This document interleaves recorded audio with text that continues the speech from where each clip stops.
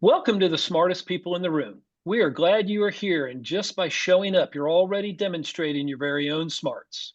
Today, I am pleased to present two people that I admire and respect so much and can't wait to share them with you. One is quite well known due to his journalistic platform. The other is someone you need to know and watch because he's a rising star in this industry. I promise you will leave today smarter and more enlightened than you arrived. Before we get started, please let me take care of some business. First, to the audience, please feel free to introduce yourselves in the chat window. The reason we do these webinars is twofold. First, we want to showcase really smart people and the amazing work they do day to day in the music industry. But the second reason is a bit more nuanced. Many of you know that I am a music industry headhunter. I run the music practice at Turnkey ZRG, and I place music executives in roles throughout the industry. So, by definition and function, I help people connect with companies. In this series, my goal is to help you make more connections, and I invite you to take full advantage of that opportunity. Specifically, I invite you to engage with the speakers and the other attendees in the chat of the Zoom. Please introduce yourselves, share your LinkedIn profile, say hello to your friends, and make some new ones. And ask questions of our speakers. We will try to address as many of those as possible during the session. And also, this is very important. Please make sure your chat is set to address everyone, not just the host and speakers. I want to thank our program sponsors. For without their support, we could not keep this free. Special thanks to First Horizon Bank, Turnkey ZRG, the Tennessee Entertainment Commission, Tennessee Brew Works, Better Than Booze, and MedJet. So let's get down to business. In today's host seat, we welcome Jim Aswad. Jim, who launched Variety Magazine's music section with executive editor Shirley Halpern in April of 2017, has held senior posts at Billboard, MTV News, Spin, Time Out New York, and CMJ, as well as Atlantic, Warner Brothers, and Caroline Records, and ASCAP. His work has appeared in New York, Rolling Stone, Entertainment Weekly, The Village Voice, Esquire, and many other publications, and he has won several LA Press Club awards for his writing. With an encyclopedic knowledge of popular music and the music industry, Jim makes frequent appearances on major TV and radio news outlets and also lectures regularly at Syracuse University's Bandier Music Business Program and NYU. Welcome, Jim. It is such a pleasure to finally have you on my program. Thank you. I got to rewrite that bio. Well, we'll touch on that in a minute. And joining Jim as today's featured guest is Jordy Freed. Jordy is head of brand, business development, and partner marketing and strategy for Sony's consumer and professional audio business. Over the past 2 years, Jordy aligned the brand with leading creators such as Olivia Rodrigo, SZA, Miguel, and now Peso Paloma and partners such as Amazon Music, Spotify, and SoundCloud, among many others. Through these collaborations, he's rethinking the intersection of influencers and culture, brand and product, marketing and business, and driving tangible results. In 2023, Jordy spearheaded the launch of the brand campaign For the Music, continuing Sony's legacy as an artist-driven audio powerhouse that puts creator vision over everything to connect creators and consumers. It is my pleasure to welcome these two rock stars to our platform today. Take it away, boys. Why, thank you. I think the title of this is a misnomer because I don't know that I'm the smartest person in any room. But likewise. But George, my question is, like, I just listened to your bio, but like that doesn't. What is your day like? How do you get the job done? And when you're done with that, tell us how you got into it. Well, I mean, you hear that every day is different from tons of folks. I guess when I started this role in 2020, my first week in this job was a week of lockdown, actually. Awesome. Yeah. Which is a great story. I was starting like transition part-time from my previous job at Blue Note Entertainment Group to Sony, and started full-time that week. Was in for like 3 days at 25 Madison, and then boom, Earth shuts down. I had a very specific remit at that time, focused on like one thing. It was our immersive audio and We were trying to look at marketing, brand, business development for that. I was the only person here in the United States for that role. Everyone else was in Japan. It was a new team, new division, all of that. And it was just me for almost a year. But over the past 5 years, we've grown well beyond that. We're a department, we have a full team, we have consumer and pro. I have an amazing team under me that kind of executes a lot of these projects and partnerships. Whether it's planning an Olivia Rodrigo event in New York that's happening next month, which we announced in one of the subway stations, to looking at how we're partnering with a major university on a curriculum education program, right? The team executes these initiatives, but where I come in is I'm looking at where we're going in the future. I'm planning our strategy. I'm working with Tokyo on looking at the next 3 to 5 years, 10 years. I'm working with tech teams. I'm working with business teams. I'm working with artist teams. I'm working with, PR teams. I'm on with lawyers more than you could possibly imagine to get some of these deals closed. So I'm going wherever I'm needed, Jem, to bring some of these things to life. And then my team can execute it, and then I'm on to the kind of next thing, really. Right. Yeah. Before we get to how you got here, let me ask, Yes. first of all, the fact that you were by yourself when you started means Yeah. that, I mean, lockdown, I don't want to say wasn't a disadvantage, but in purely those terms, you would have been all by yourself anyway, right? I mean, 100%. I would have been going into the office at my desk, knowing some folks because I knew people within the company. But it was for this team. I mean, my boss was in Japan, my colleagues were in Japan, my core cross-functional team, everyone was in Japan, Yeah. Um, right? yeah. So has it been, I mean, that must present enormous challenges with trying to get things done, not just I mean, not just the language barrier, which is real, no matter how Yeah, fluent yeah. one is in another language. There's nuances that get and cultural things that get lost, but also just the time difference. I mean, if something's got to move quickly, but it's 2 o'clock in the morning in Japan, which it is most of the time during your business day, Yeah. right? I mean, Yep. how do you surmount that? Do you have to keep crazy hours? So, I don't know if it would have turned out like this without COVID. However, when lockdown went into effect, I mean, where else was I gonna, I wasn't going to shows. I wasn't going, none of us were. We weren't going out to eat. We weren't traveling. And it was kind of a welcome distraction. It was a new job. I kind of just dug in, immersed myself, and I did something really, really crazy for maybe the first 9 months. And I do not recommend this to anyone, and please do not do this. I kept kind of pseudo Tokyo. Japanese hours plus for maybe like 9 months. So I would I would wake up at like 10, typical music industry hours, even though I'm not working for a record label, right? I would work US, I'd take a little break, have dinner, and then I'd do calls from like 7 to sometimes like midnight, and then I'd stay up answering emails until 2 or 3. Granted, I was like 5 years younger, so my stamina was a little bit different. But I did this for like 9 months, and it was short term because I knew at some point maybe some folks would come.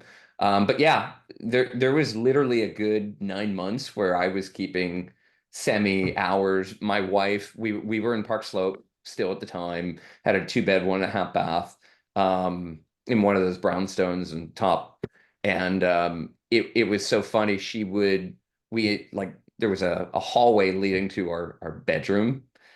She installed like a makeshift curtain because I was in the living room doing all the work and up with Japan for hours upon hours. Um, but yeah, so but honestly, on the cultural side, because you asked about the cultural side too, and this kind of segues into how I got in this role in the short term. I don't know how many folks are familiar with Sony Hall in Times Square. So I conceived that venue, the concept of that venue I was at Blue Note Entertainment Group, and Blue Note was looking to open a new venue in the city. And I got connected to Japan headquarters, like the core brand marketing team, and pitched this idea of, well, what if we had an integrated space? It's not just kind of a name. What if we integrate some of the technology? What if there's a story to tell around this, right? Because you know better than anyone, you see venues pop up here and there all the time. You know, some of the historic venues have that story, right? If it doesn't necessarily have a story, or even if it does have a story, what is the differentiation? Why this venue? What is unique about that venue? And I thought, well, what better partner to team up with than one that has the history of the music and the tech? And how do you bring that to kind of a live experience to an extent? So we launched Sony Hall, and that's what started my relationship with Japan. Ironically, years and years back, as you know, like I started as a publicist, and I did work with certain, well, primarily Sony Masterworks on some PR things here or there. I mean, I did the relaunch of OK Records under Sony Masterworks when Sony Music was getting back into kind of jazz back in 2012, 2013. I led the PR for that. But the real Tokyo relationship started in 2017. So I had been working with the company as a partner externally for several years. And it was a very natural progression to get hired in this division. Yeah, let me say, about Sony Hall. The first time I went there, I mean, it's a beautiful venue. It's Yeah. downstairs. It's very sort of regal and classy looking, So I mean, it's a beautiful room that you don't really expect to see Yep. in the middle of Times Square. But one Yep. of the things that I thought, and this leads to a bigger question. I thought that Sony's uh the way that you integrated Sony into the presentation of the hall was very smart and very unobtrusive, because the only thing you really see is there's like a showcase, there's a Yep. display case that's Yep. basically, I noticed it the first time I went there, that Yep. it's basically a history of Sony and audio. There's Yep. an old Walkman, there's a Yep. what were they called, a mini disc Yeah, player. yeah, yeah. Mini There's disc, cat all this player, stuff. all that crazy Yeah, stuff. yeah, yeah. Yeah, yeah, that they And it's use. just like it shows how intrinsically involved Sony has been with music all along. And it's in a way that's not ramming it down your throat. Okay. Because some people are Thank old you. enough to remember the Nike ads that used the Beatles song Yep. Revolution. It was the late 80s or early 90s. And it just felt like sacrilege. And there were 100%. indie rock bands in the 80s doing Miller Beer commercials, having to do the Miller Beer theme song in the style of their music, and it literally killed their careers. Okay, Yeah. so it feels Yeah. like brands have learned so much about, not all brands, but many have learned how to integrate with music tastefully and inoffensively, and sometimes in a way that I would say is symbiotic. I mean, can you talk about that? How do you integrate tastefully? That's a really great question. Obviously, there's a Sony Hall example. There's kind of what we do on a daily basis. I mean, we're fortunate for us, we're very fortunate based on our category, right? When you're talking about audio, what better pairing with music and I mean, they're literally they are one, but it's actually harder than you think, even though there's that symbiotic element. It comes down to, and I think Tom mentioned this at the beginning. If you're trying to work in a space like music and you're a brand, and you're putting your brand first, you're probably doing it wrong. You're probably doing it like, why are you putting your brand first if you want to work with an artist? Because the whole point is there's a cultural relevancy of the artist. There's those fandoms. It's what they mean through their music, where they sit within pop culture, etc. And if you're just trying to jam your brand through, you've lost it right there, and you've probably wasted your money on whatever investment you've made. So, I've made a very, very intentional kind of, if you're playing in this space of music, you need to be additive and not the kind of center of the story.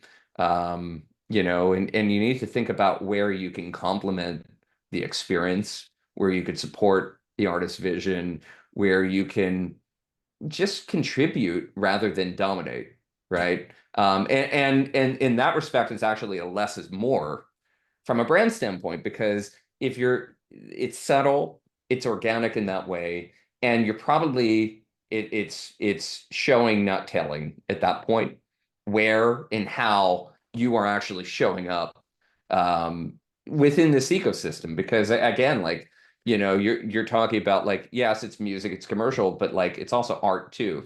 However commercial it is, it's also art. These are artists. These are people putting their craft out there. However commercial or not, it's still art. And I don't think anyone likes to see kind of bastardized art, right? Like, yeah, Yeah. yeah, there you go. So that's kind of how I view it. And I guess on the Sony Hall front, I'll actually say, and I've never said this out there publicly on the record or anything, and I've done interviews on Sony Hall for years, but before I was at Sony, a lot of that was actually driven by Kaz Hirai personally. So I don't know if you remember or know of Kaz Hirai. Kaz Hirai was the CEO of Sony, took over in 2012 after Howard Stringer, was the CEO up into 2017, 2018, made some really smart business decisions to turn around the company, and kind of had this, like, when he spoke, you didn't even know if he was American or Japanese. It's just like the symbiotic nature of how he could sit within both worlds, as a music fan, understanding Western culture, understanding the Eastern culture traditions of Japanese management. He chose the name, he chose the logo, and he had significant say over how we integrated. And I worked with his office, and he personally had to sign off on the deal. So it showed a lot of um, just wisdom in how he kind of viewed that balance. And I think it speaks to kind of Sony overall, probably within the context of straddling these different industries, right? I mean, it's something that they've done for a long time now. I've heard, and it's rare because that taste, that's not Yep. quite the word, but there's a sensibility that understands you're dealing with artists. Yep. Okay. And the reason people are showing up is probably not necessarily your product, 100%. showing up for the artist, and you have to respect that. Now, 100%. having said that, there are brash ways to do things. You might remember Beats headphones, I mean, it's like they were in almost every single Interscope video while Jimmy Iovine was doing both jobs. And you can see it now. Like, you wouldn't hear about it at the time, but like, artists will say now, it's just like, oh God, Jimmy and the fucking headphones. I'm sorry, can we swear? I'm gonna Yeah, pardon. I think we're good. Yeah. It's rated R for sure. But So he was jamming the headphones into every video that he possibly could. He was putting them everywhere. And then he sold the company, and it was all good, and you didn't get it quite so much anymore. So I think there's a certain audacity you can get away with as well. And I also think in the world he was operating in, that's kind of hip yeah, hop, you yeah, know? yeah, yeah, yeah, Just like, people don't think twice about Snoop shilling for some product because he does like 30 of them a year. yeah, So, yeah, yeah, for that's a sure. very fine line to walk. I mean, obviously you're going to cater it to the artist to a degree, but when you're doing that, I mean, are you thinking like, what I'm going to do with Olivia Rodrigo is not what I might do with a Snoop Dogg? Well, absolutely. And I think even on the Beats example, I don't think there was anything necessarily wrong with it at the time. I think you even referenced time. Like, I've thought about this, like, it was just a different climate. Fans didn't call bullshit the way they call bullshit now. People call bullshit much easier. We all have access to the same information. We all know what's going on. We all know what's like, this was before the true rise of quote unquote influencer in Yeah. marketing. So, that was very to be expected, and maybe even kind of created a model to an extent of, you know, in this category, how you work with talent, but like, but actually there's a reason why we don't do that traditional type of stuff, because fans call it bullshit. And they just know, like, why would I do that if they know? But to the point of like differentiation, you know, when we look at like a lot of the creative that we do, right? And when I say creative, I mean, you know, the ads or the videos, because, you know, regardless of how integrated or unique the campaign is, you still need content to go on socials and things like that. There's a reason why we let the artists actually drive the creative. We let them choose the director. We let them, you know, we tell them generally what we're kind of thinking. But they come up with the ideas and the concepts and they bring it to us and we shape it with them. But we have yet to do a collaboration with an artist over the past several years where we've said, here's a creative, here's the idea. We need you to say these lines and do this in this moment. That's never happened once. We've not done that a single time. So the subway thing was Olivia's idea, or at least her team's idea? 100%. 100%. That wasn't us. No. And we say, okay, how do we work with this? How do we make it work? I mean, thankfully for the product, it's a great story because of the product features, etc. But yeah, that was totally them. You know, Le Seraphim, that was them. Peso, that was his team. SZA, that was her team. Everyone at Miguel completely, like, you think we said, hey Miguel, can you do an ad where you're climbing up a building for us? We we didn't brief that. And sometimes there are guardrails, right? Like, you know, we have some artists, one in particular, I'm not going to name any names. I refuse to name the name. In private, maybe I'll tell you. But in this public forum, there was one artist who actually wanted to have their ad. It was something they did years ago. It was like a sizzle, a concept video.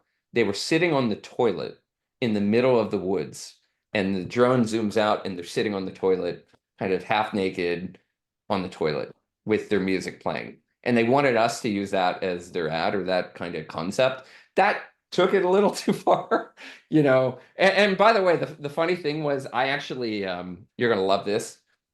We Was that seriously Tyler, the considered creator? it. What's that? What's that? Tyler, the creator, is like the only artist I could think of who would do that. No, I mean, it definitely was not him. But the funny thing was, we considered it to the point where, and you'll love this, I actually had to take this to Japan. I presented this to Japan. I'm no joke. And I literally was in a meeting with Japanese executives showing this artist on the toilet in the middle of the woods, debating whether or not we should make this our creative.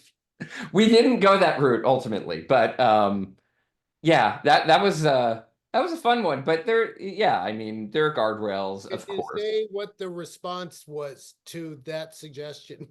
Um, this is very interesting. Like, yes.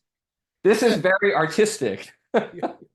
Just before we move off of that, I do Yeah. want to ask, like, there's someone, well, there are people I know who work for Sony. I mean, look, cultural differences are real. Yeah, And for sure. there was someone I know who works for Sony who, you know, in a publicity role, who wanted Yeah. to do a big blowout announcement of something. They were new in the job.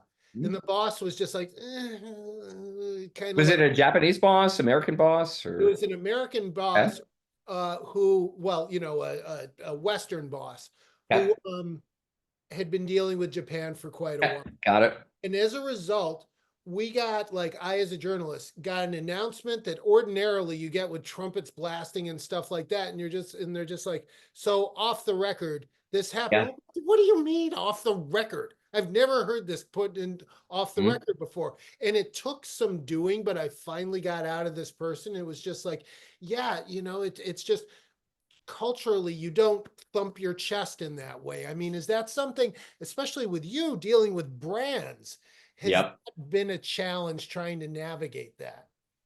Not in that way. It's more so just maybe some of the nuanced differences in understanding for, the nature of where brands, yeah, maybe to an extent, actually, now that I'm reflecting on it, to an extent.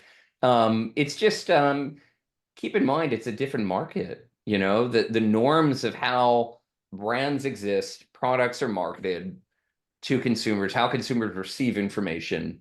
And keep in mind, this is not just Japan.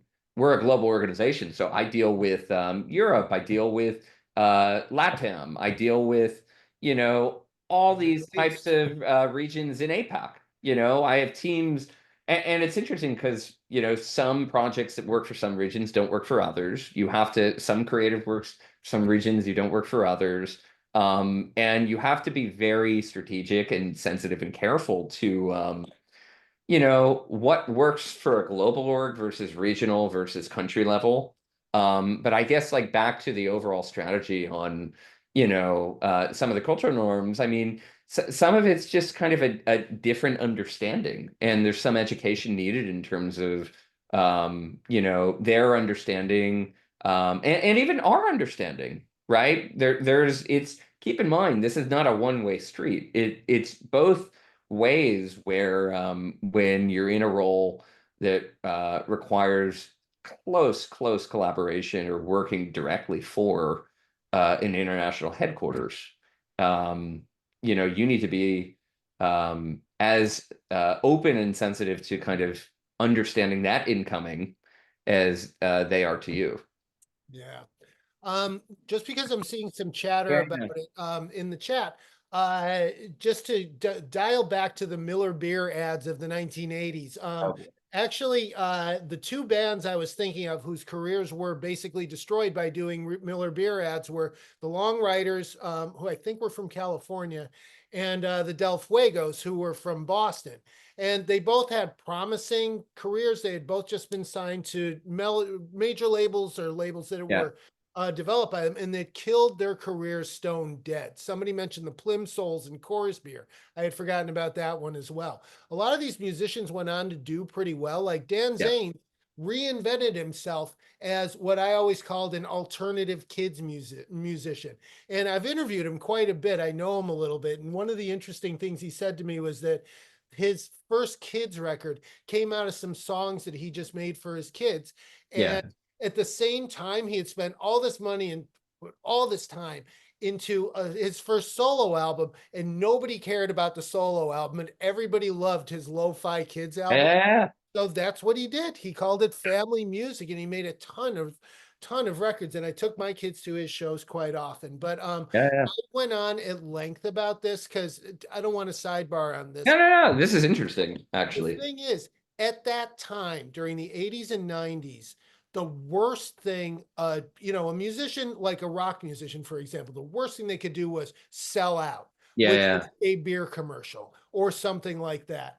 And, I mean, like there were, I know, like, for instance, the John Spencer Blues Explosion, a big indie rock band in the 90s, refused to do a Gap ad. Okay. And by that point, the form had evolved enough so that, like, the Gap was letting musicians do basically whatever they wanted in those Yeah.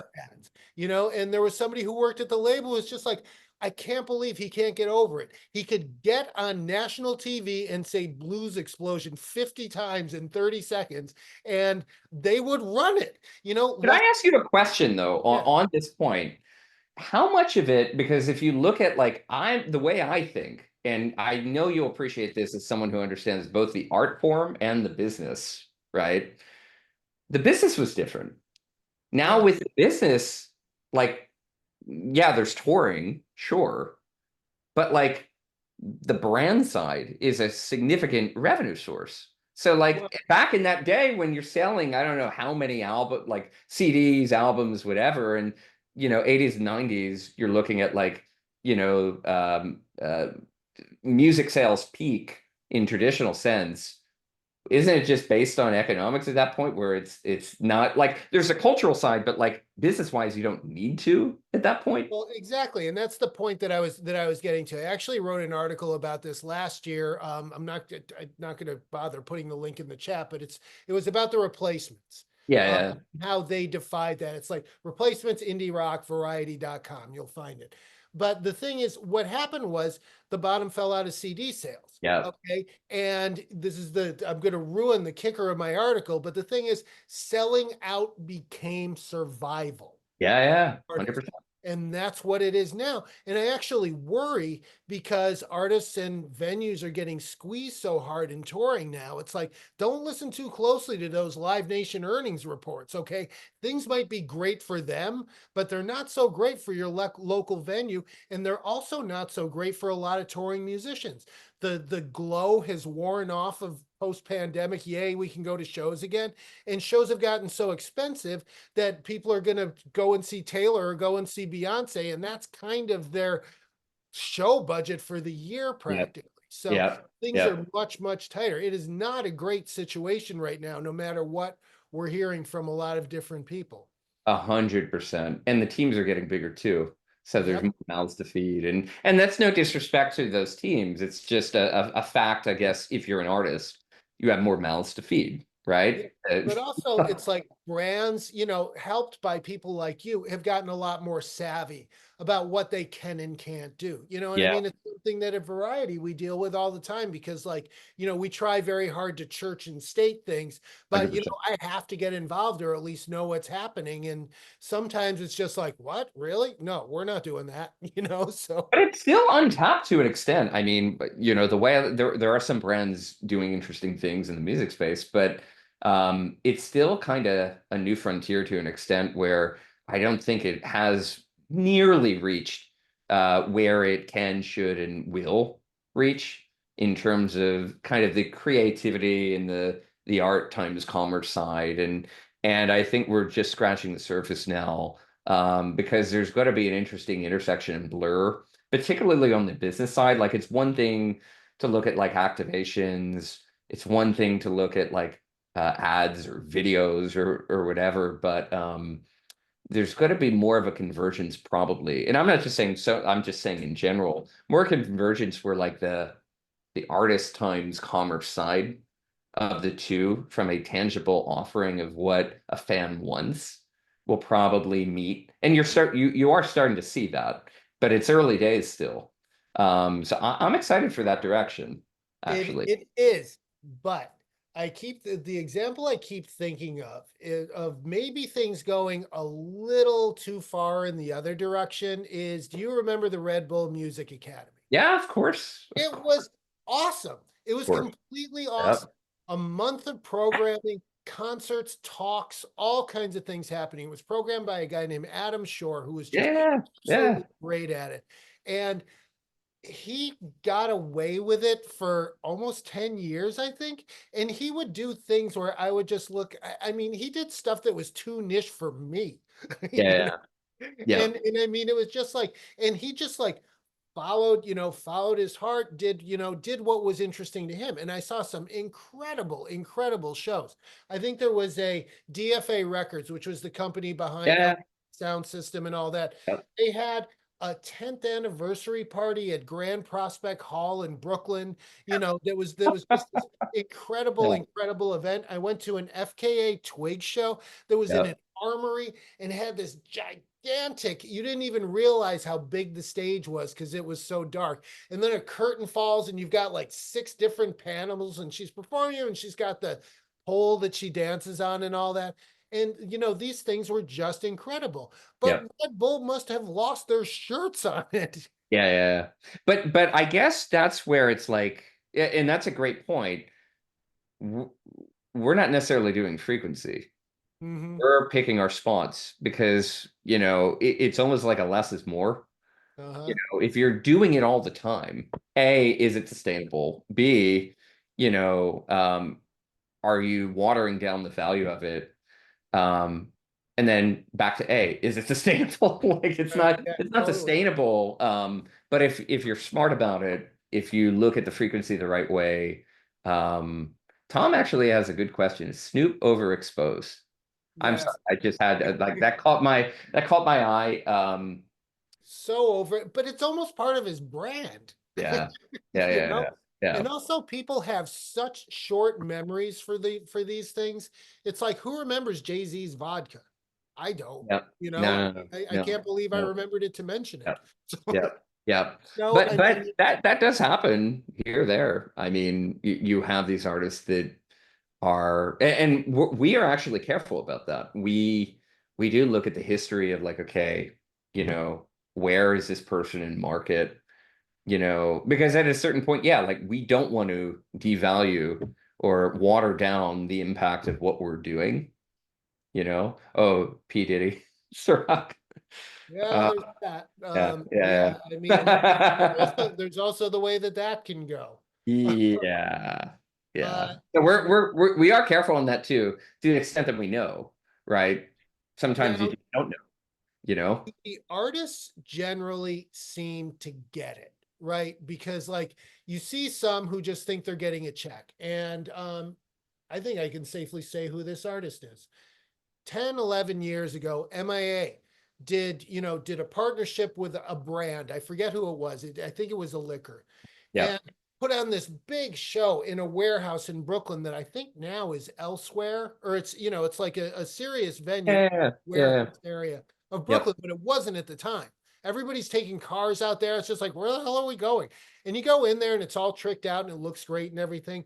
And like I was good friends with her product manager at the time, who was one of the only people who could talk MIA, into like dealing with this stuff. And but she would have to do it almost every single time. She would just be like, so, you see this show that we're at, this special show that you're doing that's set up just the way you want it? Well, somebody paid for that. And, it might be nice if you went out there and just like said hi to them and shook hands and chatted with them a little bit, just to say thank you for all this, or not even say thank you, but just show some face, because that Yep. is a big part of the Yeah, appeal. yeah. Do artists these days mostly get the fact that it is a bit of a two-way street that doesn't necessarily mean selling their soul? Yes. Yes. 1000% yes. I mean, at least the artists we've worked with, they know the deal. Mm-hmm. Um, but we're in a little bit of a different circumstance though too, because like I'll just give you the context, and I've actually shared this publicly. First meeting with Olivia after we got the deal done was February 2023. So this is months. Yeah, She 19, 20 or something this like that? is she was maybe 1920. This was months before Guts came out. Right. So like if Guts came out September 23. This was February. Okay. That's how far in advance we got in. We were just it was a very small group presenting kind of who we are, what we do, all that. And she actually stopped the meeting. And because we had a picture of some headphones up, right? And she said, "You see those headphones?" I was like, "Yeah, yeah, for sure." She's like, "I actually use those every day in the studio while I'm making the new album." And then that night, I was at dinner with our team. I get a call from the label saying, "Can you send Dan and Olivia 30 pairs of these headphones? They need more for the studio."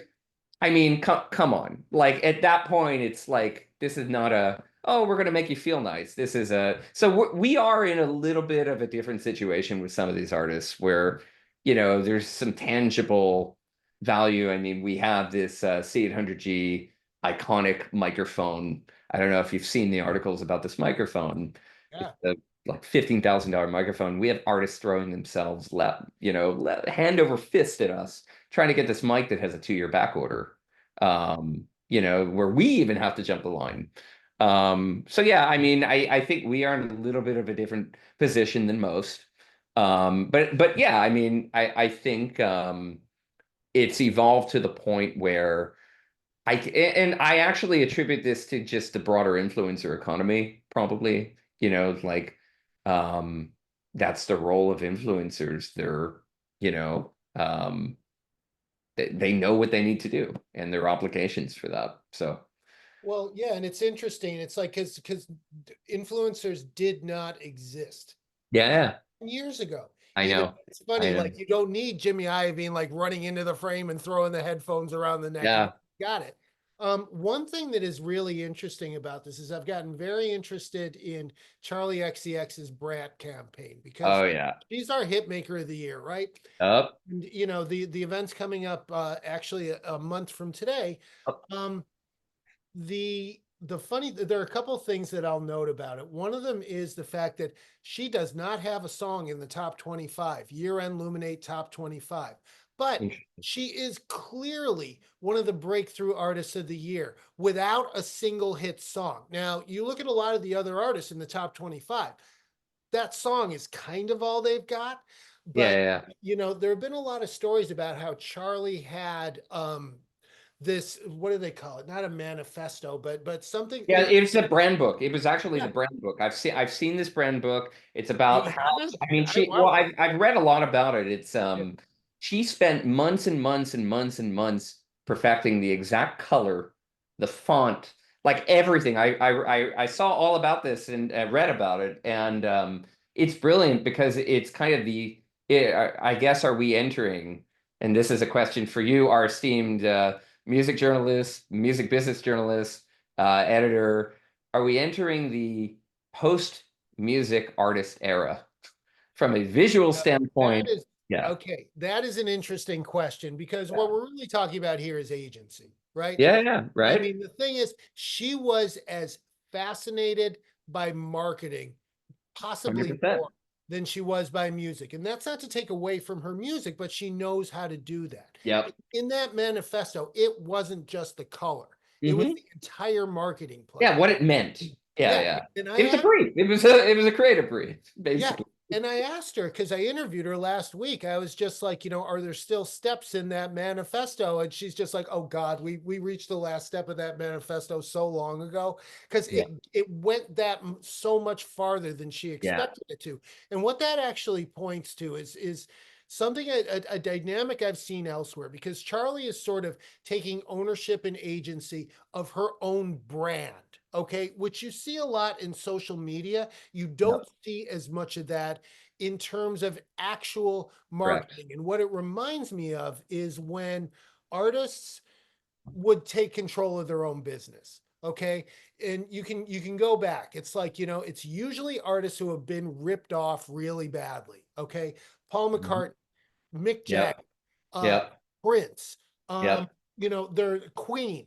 There are several others. Every single one of them, except Prince, had a very bad experience. David Bowie, especially, early Oh, in their 1000%. careers, where they just got almost completely cleaned out by a manager who may or may not have been disingenuous, may or may not have known what they were doing. Now, one thing I've noticed with these artists, almost every single one of them, is that the deeper they got into the business, the more their music started to suck, or at least became less innovative because Yeah. attention and innovation were going to business. And if you Hmm. look at Rolling Stone's career since 1975, okay, it's been a series of firsts in business. They had the first tour to be sponsored by a major brand. They were Yeah. the first artist to really own their masters and just license them out. Yep. The Yep. Rolling Stones catalog has been with every single major label group. Yep. Okay.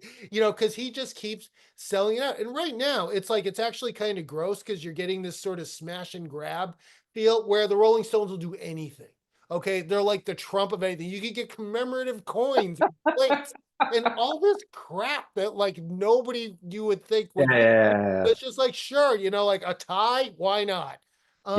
You know, and Yep. with David Bowie, it was just trying out lots and lots of different things. Yeah. So maybe we're getting to that where the artist doesn't just manage themselves, doesn't just own their masters, but they own their entire brand, which is Yep. really interesting because like, you know, what you're doing is, you know, in that position is you're basically giving them the means to get that out there. Yeah, you said agency. I mean, that's what it is. It's all about agency over your brand, and it's supporting a platform to an extent. There are some interesting questions, I think, coming Let me in. see. Yeah. Yeah. You want to pick one, Jim? Uh, these are mostly examples. Are you seeing a question? I think there was one. How about the early Apple TV spots? Since We already said yes, Snoop is deliberately overexposed. Oh yes, I remember LL's Gap ad with the FUBU. Well, it wasn't the hat. It was in his rap. He said "for us and by us" in there, which is of course what FUBU stood for. That was pretty cool, and I get the feeling the Gap didn't really mind, or they realized that it was actually, like, hey, we know, we let it happen. We see you. I guess so the Apple TV, like, okay, so the Apple TV spots, I think for that time, quite Oh, right. valuable. Yeah, yeah, But yeah. but like think about it now. This was pre-social media, Yeah. pre content creator, pre UGC. So what artists really had true end-to-end control over what they did. At that point, it's an Apple spot, it's plug and play. Yes, it's using an artist front and center, but it's within a framework. It's within a brand framework. We're Yep. talking about reversing it where it's truly artist led. There's some similarities, but it's I think in this day and age, there's no need for that anymore because it's like, the artists have more control to an extent. Yeah, and I mean it's such a different time right Yeah, now. yeah, That was pretty much pre-social media or before, thousand like, percent. artists had that platform. And I remember that was like the thing. Oh Remember, yeah, break really anything. yeah, yeah, Yeah, yeah. yeah, Just like, they wanted to be in those Apple ads because they were wall to wall and played all the time. right. But now nobody watches network TV.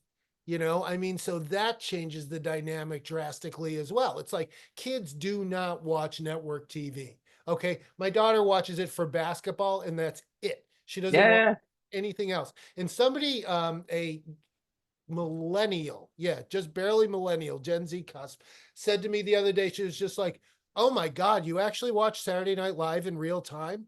And I was like, "Well, I have yeah, to. Who do you think is putting the bites on social media that are wearing yeah, shit?" yeah, But 100%. people don't. And the smart, like late night TV has gotten very good at that. Sports has gotten very good at that. Just recognizing that that's how people consume the content. Yeah, And it's that's why bites. TV, yeah, yeah, our former and future president, who is so obsessed with TV ratings, hello, you're the only one who gives a shit. So Yep, yeah. yep, yep, yep, yep. Any others in here? The iPod. Oh yeah, the preloaded iPod. Yes. Or no, it wasn't a preload. It Oh, was when that. they put Yeah, it yeah. on all the iPhones. The No, YouTube. iTunes. Yeah. Yeah, All yeah, of a yeah. sudden, everything. They preloaded everyone's iTunes. Yeah, yeah, Yeah, you're right. it was suddenly there, and now you can't get rid of it. And every time I get a new phone, that goddamn album is there. Well, Okay. they did this Jay-Z and Samsung too, right? Remember? Right. But that Yeah, was yeah, that for was Magna in the Carta. phone. But that was Yeah, in yeah, the yeah. phone, But right? It wasn't still, in iTunes. Yeah, it was the same idea. I don't And know. to be honest, I'm not trying to drag him here, but I think the real brain behind that was Jimmy Iovine. He was at Apple at the time. Oh, It's it's just, a thousand who percent. wouldn't want a Yeah, U2 a album? thousand. Well, lots Well, of and then the sales. You remember the sale, the issue with the sales, and does it count against sales? Not. They had this with Jay-Z. They had this with U2. Yeah, yeah, yeah. Yeah, and it was also, where does that come from? That comes from Prince, okay? I will Ah, say it, right here, Prince, like, if you look at it in retrospect, his marketing and business ideas in the 90s and the aughts were absolutely brilliant. He usually screwed them up, okay? Because he was too far ahead of himself. He didn't have the infrastructure, he didn't have the patience. He basically invented the bundle, okay? yep, The album with the ticket sales, all of a sudden he's got a number one album because everybody wants to see this tour where he's playing all the hits. yep, Billboard was pissed off, but it didn't violate their rules. They changed the rules almost immediately, but they had to honor it. And yep. he tried doing the same thing later. Like, he did a distribution deal in England. I think it was actually with Sony, where, like, he did the deal and then he bundled a CD of his new album in with a newspaper that had, like, I don't know, 10 million circulation. So all these people got the album for free, and Sony was there just like, oh, what are we distributing now? But then it comes down to like, okay, back to the value of music to an extent in terms of the economic value, whether it's a commodity. at a certain point, or whether it's just like water and just available when, so I mean, yeah, this topic brings those kind of thoughts up for me on it. 100%. And the reality is, I mean, it's almost hard to get mad because music is 100 times more ubiquitous than it was, 20 years ago. You go Yep. to Vegas, you're getting off the plane, there's music. You go into the airport terminal, there's music. You get in the cab, there's music. You get in the lobby, there's music. You get in the elevator, there's music. You finally get silence in your room if you're lucky. And yet, for all that ubiquity, it's been devalued so drastically, Yeah. Yeah. especially for songwriters. So I see somebody doing something like that, it's just like right on for you. How much do you think though, like, and I think about like other media formats, and you are closer to it at Variety because of what you guys cover and the breadth of what you guys cover. Like when you look at a film or you look at a TV show, the frequency of rewatching compared to music, you could listen to a song like I don't know how many times, it's everywhere. You're not going to, it's not apples to apples, it's just different consumption patterns. So where do you draw the line? And this is a rhetorical question. I'm not asking you. It's just kind of a broader, like, how do you create economic parity, or how do you create some economic correlation, or, correlation between like the value of, say, film and TV within the context of those consumption patterns relative to how a consumer listens to music, given how much someone listens to music, right? It's a little bit tricky, It's right? so different, and they have to figure it out because, Yeah, and I mean that's been the challenge, and something I've been in a fairly unique seat to witness is I've been in Variety for 7.5 years now, yeah. and the music tends to be the canary in the coal mine for these technology things, right? Because we went through the streaming nightmare first. The music business went through 15 desolate years until Spotify, and I'll give them props for this, changed everything.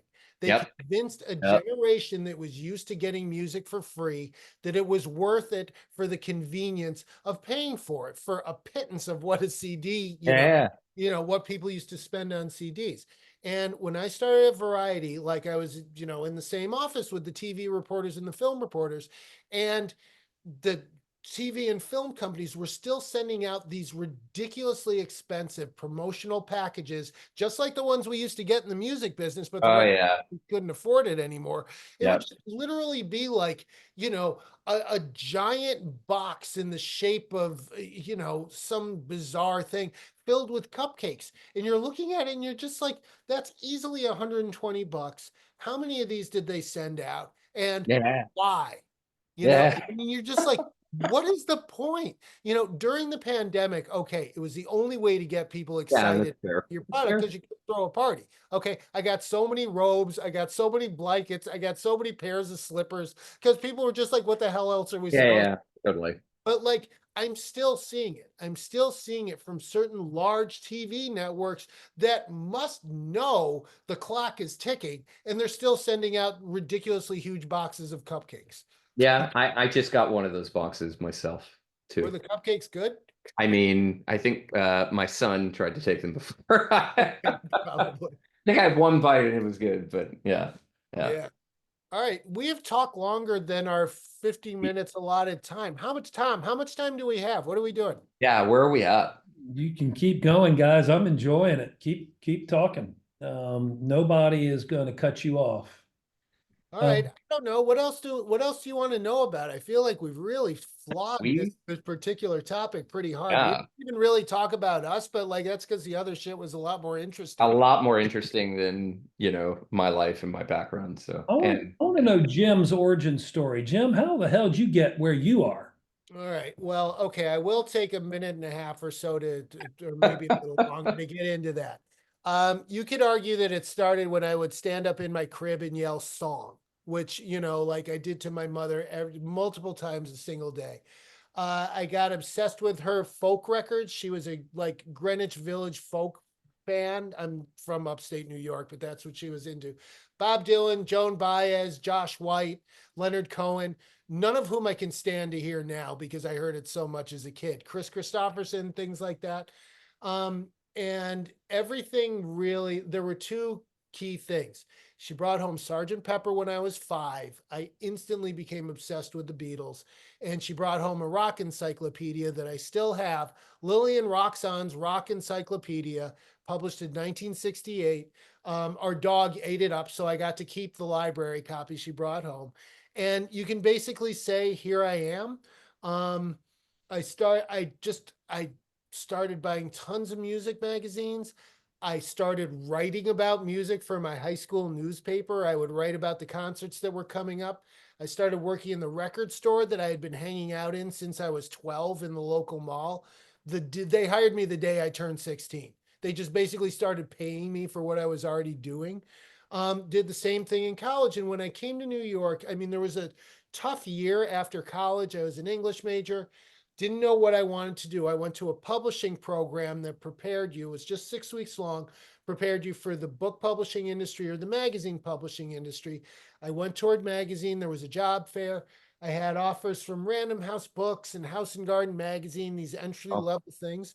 And someone I had worked with at the program walks in one day. She was a freelance writer for some heavy metal magazines. She goes, dude, do I have a job for you?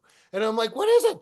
And she said, I had lunch with the editor of this teen heavy metal magazine I write for. She said, I think I have to fire my assistant editor. Do you know anybody? She recommended me. And that's where I ended up. And I've worked at almost every single music publication that you can think of.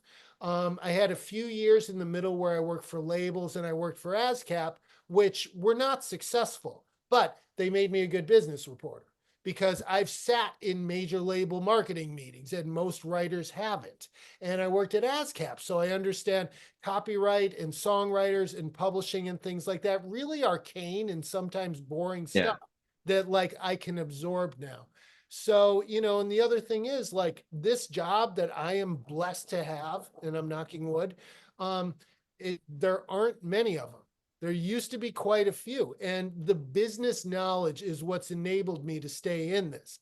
Not only do I find it just as interesting or almost as interesting as the music at this point, but like a lot of the people who were big deals when I was coming up, they're hustling now.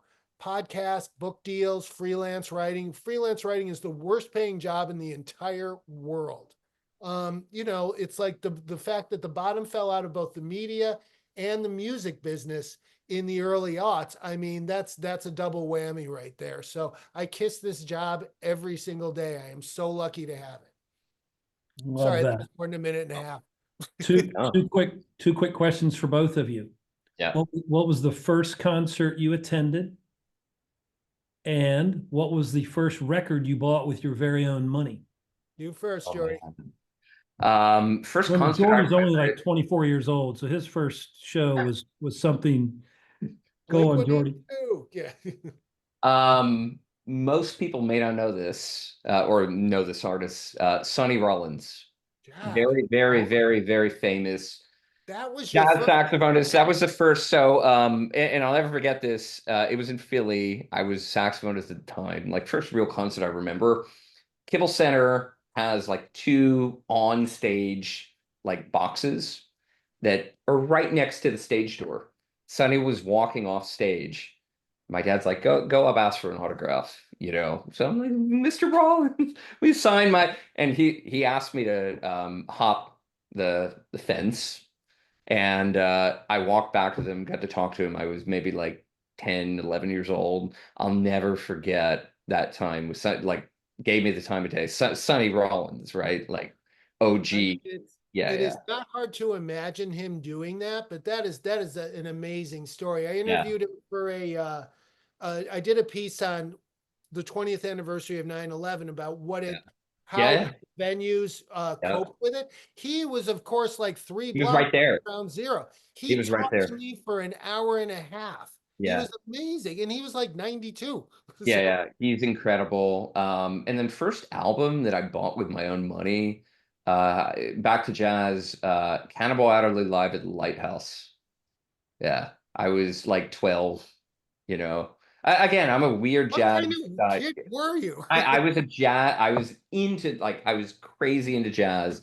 You Old know, I mean, school. I remember like my parents got me like Backstreet Boys, Britney Spears, NSYNC, all that. But an album that I bought with my own money, I remember I was just starting to play saxophone at the time. I was like, like someone said you should really check this out, and I bought it. So total nerd, but it's all Wow. good.